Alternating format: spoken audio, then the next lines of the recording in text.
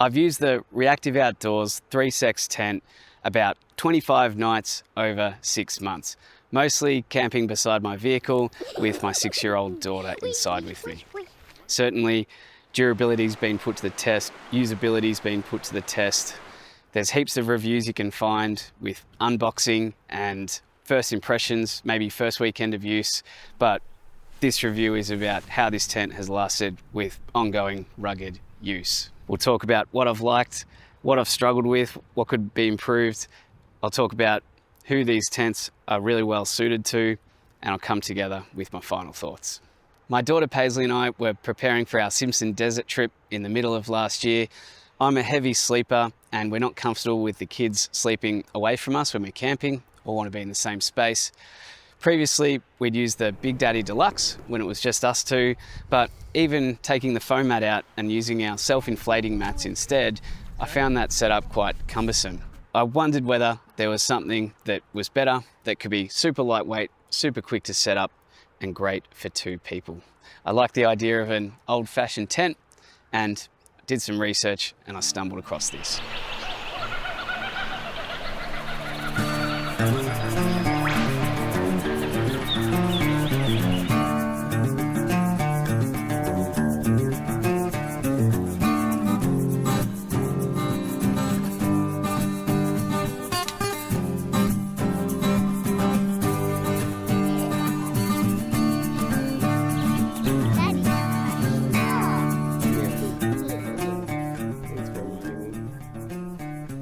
So the idea with this tent is there's an exoskeleton on the outside which has stitching into the canvas. So as you open that exoskeleton, that out structure, the tent just pops up. So it's super simple. These on the 4 legs, there's a locking mechanism, so you pull them apart and then to fold the leg up or out. So you simply fold out the legs, grab it from the center, and then in the middle it's quite easy, you just click it into place. So it really does work as advertised like that. I'd say that's the main selling point of this tent, and certainly they lean into that with their marketing. Once it's in, you've just got corner pegs, 1, 2, 3, 4, and then you've got guy ropes with pegs on each corner as well. So basically, to set up, ground sheet goes down, tent comes out, pull out the legs, click it up, 4 pegs, 4 guy ropes, and you're done. You know, that'll give any swag a run for its money.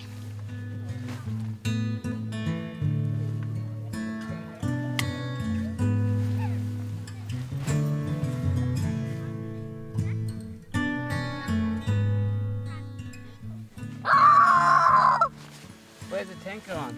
It fell down. I'll put up on screen how small the pack size bag is. It weighs less than 5 kilos, the large one, super light, super compact. Because I often pack up in the morning and then set up again and day after day, the way I do 4-wheel drive travel, to make life easier, I just pack it in a duffel bag and put the tarp in the same bag. I just keep it simple, roughly fold it down, get a bit of air out of it, stuff it in the duffel bag. There's one last thing you've got to do when you're setting up the tent. There's a top hat piece, this piece of canvas. There's a D-ring which the guy rope comes off and it connects to the same D-ring. This just protects the mechanism for setting up the tent, the important part, and stops water pooling in the middle of the tent. Before we go inside, if you're new to the channel, here on Out There with Dan, we talk about camping simply. If that resonates with you, I'd appreciate you subscribing. There'll be another video about this tent and I'll be doing a setup and it'll be first person, so you'll see my hands moving, doing things, and I'll show you just how easy it is to set up. The footprint of the tent is rectangle, so there's a clear direction to have your sleeping mats.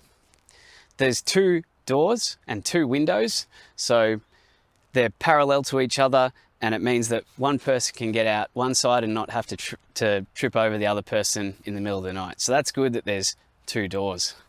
We've got these Zempire monster mats, the self-inflating mats, 2 single-sized ones fit in here really nicely, and you've got about this much room on one edge to then put clothes, torches, phones, that sort of stuff, you know, keep your luggage. So that's been a real luxury. So in a swag, you might have a bit of room at the end of your mattress or something, but having dedicated space off your sleeping mat is really nice.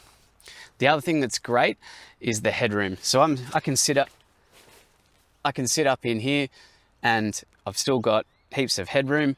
That's really comfortable for getting changed. As I'm getting older, my back's, doing what old backs do, and it's just much nicer in the morning to get ready. You can also roll up your sleeping mats in a dry area, and you can kneel up and stand up. That is really good, and I think my daughter likes it more too, rather than the swag. She can come in here and hang out, of an evening, and it's more like a mini living area, a mini cubby house, rather than a coffin like some swags feel like.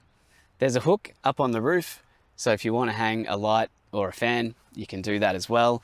There is one pocket. So there's a pocket at this end, which you presume is the head end, and then the foot end doesn't have one. So that's something to consider with setting it up and orientating it.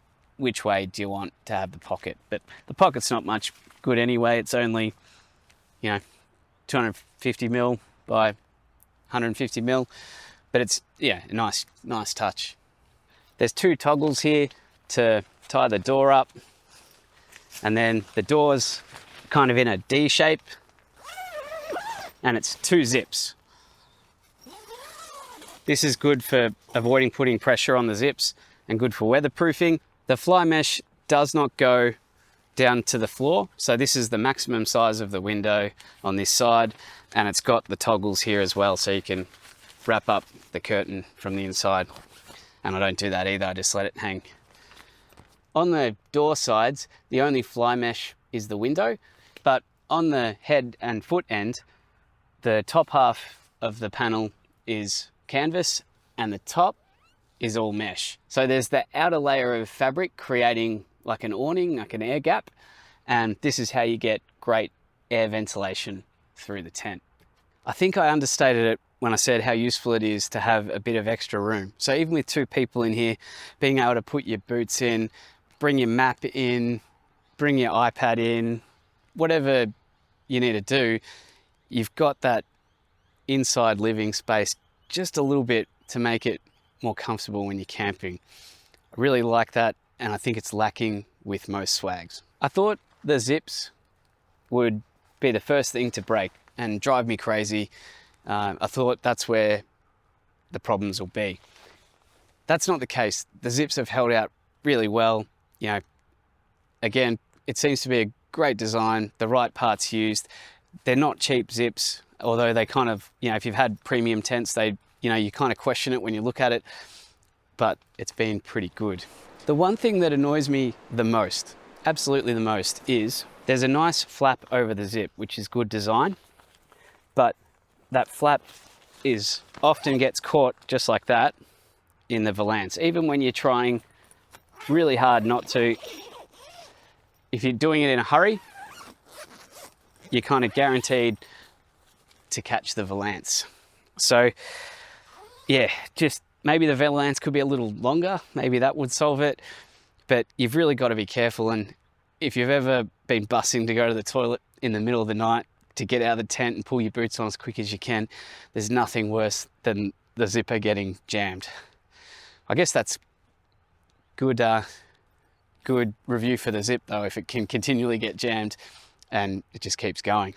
We've used this thing in all kinds of weather. On the very first time we actually camped in it was our first night on the desert trip. We'd driven 9 hours from home. We'd made it to Murray Sunset National Park, and there was this huge storm front, and there was on and off showers and gale force winds. I huddled under another person's caravan awning, sort of communally, and when I came back to the tent after dinner, it was basically flat on one side, and I thought, oh no, I've broken this thing already. But what I realized was the problem was it not being structurally sound, because the guy rope it wasn't square basically, so the guy rope wasn't in line with the tent. So if you can imagine, that was there, a little bit extreme, but that's what causes the instability and the pressure on the joints. It seems well designed, so you know it's really copped a beating, and it's still holding up.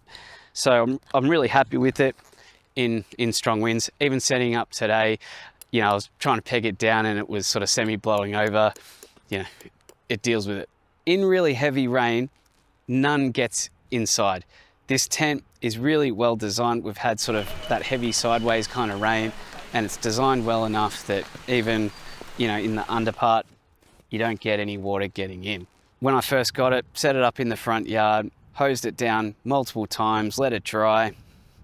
None got in then, and until now, none's got in. Although we'll talk about condensation in a minute. I have had water pooling on the roof despite this top hat piece. I think this top hat piece could be bigger. I don't know why they've made it this small. I think it could be bigger.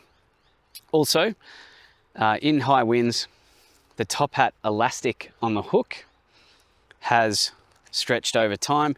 It hasn't come off yet once it's attached and in use, but I can definitely feel the tension in the top hat starting to relax. So yeah, heavy rain, no problem. You might get a bit of pooling on the top of the tent. We've been across the desert, we've been camped by rivers in summer, we've even camped in sub-zero temperatures in it. So I think the footage I took was right here. So imagine this beautiful summer breeze hitting this, and now imagine this cold, icy morning. So nothing broke. We stayed warm inside. We had good sleeping bags, but certainly, you know, the tent did its thing. We stayed warm, we stayed sheltered. The fabric of the tent is 210D Oxford polyester canvas, which is a sort of a lighter canvas or different canvas than some of the premium tents that I've had experience with. I'm not gonna lie, not gonna sugarcoat it.